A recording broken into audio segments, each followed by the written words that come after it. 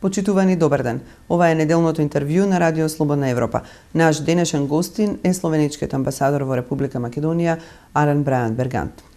Амбасадоре, во Македонија не постои консензус меѓу политичките елити ниту околу тоа како да се чита извештајот од Европската комисија. За едни тој е реален одраз на состојбите, за други пак дури тенденциозен. Како вие гледате на овогодинешниот извештај за напредокот на Република Македонија? Видите, ова е веќе 10-ти извештај на Македонија. Треба сега да напомня на самиот почеток да Македонија беше прва држава од Западен Балкан, што во 2001 потпише спогодба за стабилизација и асоциација. Значи, многу зна Македонија шта е овај извештај. И јас читам по различити вестници да се прашуваат дали е позитивен или негативен. Јас не би гледал дали е позитивен, дали негативен, него извештај да е нека реална слика, тој е неко огледа, неко конкретно стание, што беше направено од минатата година, значи од 9-тиот извештај па до денес.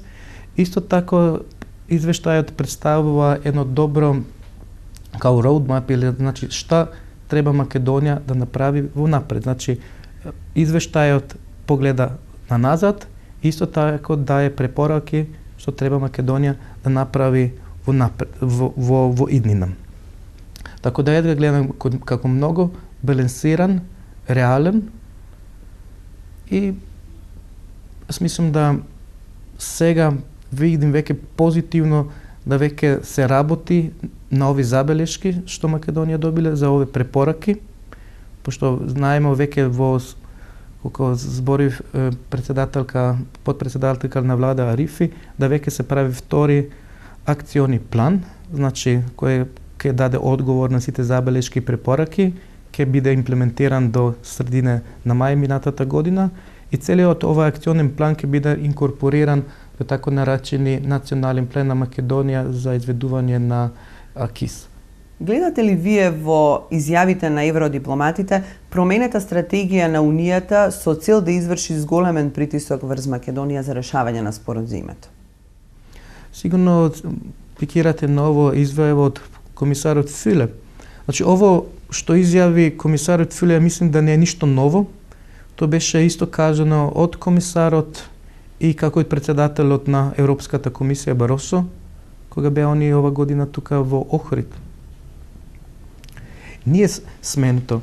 Видите, со нивната посета во Охрид се направи овај high диалог на висока рамка, на високо ниво. Значи, исто сега во ноември ќе имамо две високи средби тука во Македонија. Значи, овај high level диалог, исто така економската конференција. Тоа е само додатна помош на Македонија да овај темпо со реформите да уште биде појак на ниво. Значи Европската комисија, Европската унија сакам овај темпо да се прошири, да Македонија што повеќе направи со реформите. Значи тоа е нека помош, а исто тако и Европска комисија и сите држави членки секако би сакале да би се овој спор што имате со Грција што прие да би могло да се надмине. Гледате ли вие можност во наредниот извештај препораката за отпочнување преговори да биде повлечена доколку не се реши спорот за името? Па јас сега не би размислувал веќе за 2012. Декември е заседавање на Европскиот савет. Тога ќе се одлучи што ќе се случи со препораките на Европската унија што сега дале на Хрватска. Имам многу позитивна оценка за Црна Гора, да исполниле сите 7 критерии, да Црна Гора исто многу успешно во суштини што направиле последната година, на Црна Гора ќе добие датум за почеток на пристапните преговори.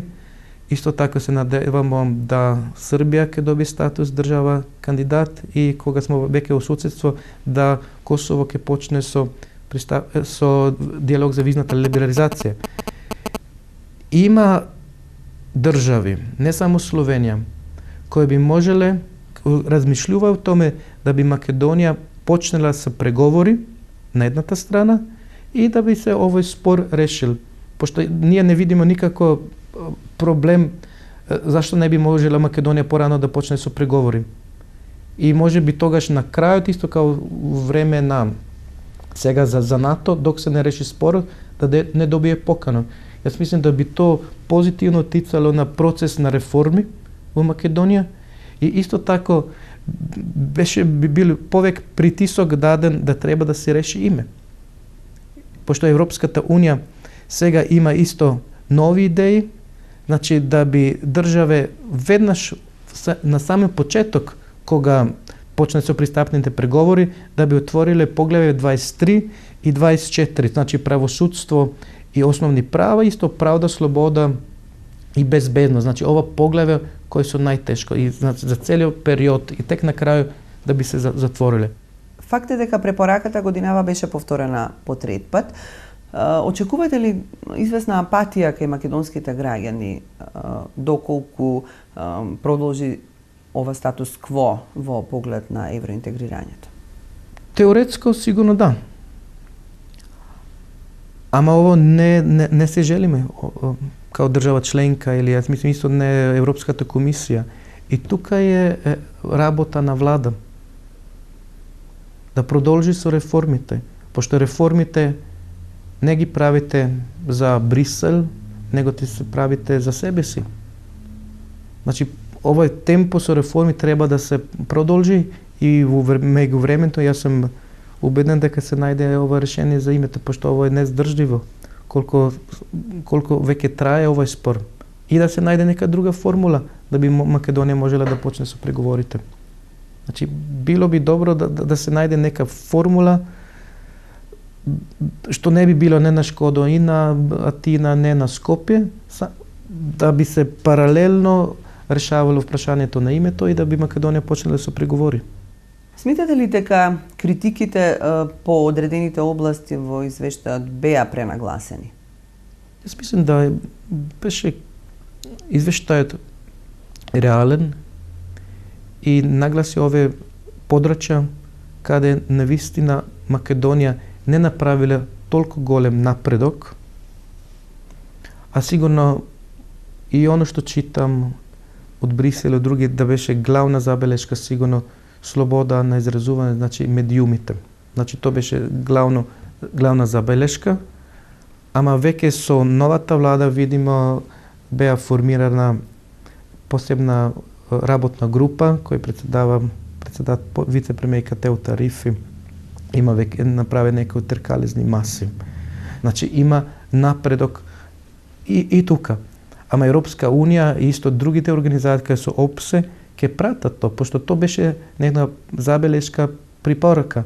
Јас мислам да следната година ќе биде сигурно во овој полето оценка подобра, пошто Европската комисија сака да издвои она подрачје каде треба Македонија уште да поработи и медиумите, корупција, јавна администрација, правосудство, тоа беа овие полиња што треба уште да се направи. Мислите ли дека сите тие проблеми кои што излегува во последно време во врска со слободата на изразувањето и со слободата на независноста на медиумите може да ги врати демократските процеси во земјата наназад?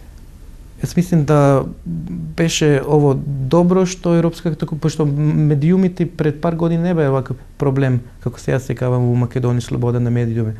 Ама слобода на медиумите не со проблем само Македонија, него во целиот регион на Западен Балкан. Така да јас мислам да ова прашање ќе се реши, Европска комисија, европски држави членки ќе пратиме тоа и секако му ќе нудиме помош тука.